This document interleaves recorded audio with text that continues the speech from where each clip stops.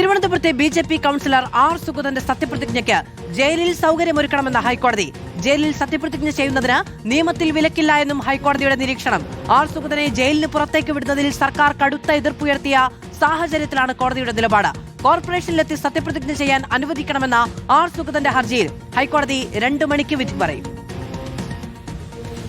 കാപ്പ കേസിൽ കരുതൽ തടങ്കലിൽ കഴിയുന്ന സാഹചര്യത്തിലാണ് ആർ സുഗതന്റെ അപേക്ഷയെ സർക്കാർ എതിർത്തത്.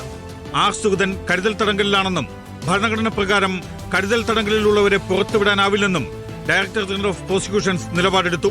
എന്നാൽ ജനപ്രതിനിധിയായ ആർ സുഗതന്റെ ജനാധിപത്യാവകാശം നിഷേധിക്കാനാകുമോ എന്ന് ഹൈക്കോടതിയുടെ ചോദ്യം. എല്ലാത്തിനുമുപരി ഇത് ജനാധിപത്യമാണ്, ജനാധിപത്യ തത്വമാണ് പറയുന്നതെന്നും സിംഗിൾ ബെഞ്ച്.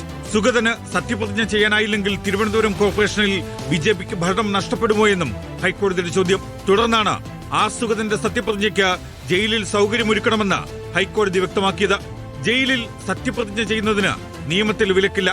സത്യപ്രതിജ്ഞ എല്ലാവരും കാണുന്നതിന് ജയിലിൽ മാധ്യമങ്ങളെയും അനുവദിക്കണം. തെരഞ്ഞെടുപ്പിന് മുൻപാണ് കേസുകളിൽ ആർ സുഗതൻ പ്രതിയായത്. ഇക്കാര്യം തെരഞ്ഞെടുപ്പ് സമയത്തെ സത്യവാങ്മൂലത്തിലൂടെ സുഗതൻ വെളിപ്പെടുത്തിയിട്ടുണ്ടെന്നും ജസ്റ്റിസ് പി.വി. കുഞ്ഞികൃഷ്ണൻ അധ്യക്ഷനായ സിംഗിൾ ബെഞ്ചിന്റെ നിരീക്ഷണം. ആർ സുഗതന്റെ ഹർജിയിൽ ഹൈക്കോടതി 2 മണിക്ക് വിധി പറയും. 20 ബി.ജെ.പി കൌൺസിലർമാരുടെ സത്യപ്രതിജ്ഞ റദ്ദാക്കിയ വിധി റിപ്പോർട്ട് ചെയ്ത ഒരു വിഭാഗം ഓൺലൈൻ മാധ്യമങ്ങൾക്കെതിരെയും ഹൈക്കോടതി വിമർശനമുയർത്തി. ഉത്തരവിന്റെ പേരിൽ ചിലർ മതപരമായ വേർതിരിവ് സൃഷ്ടിക്കാൻ ശ്രമിച്ചു.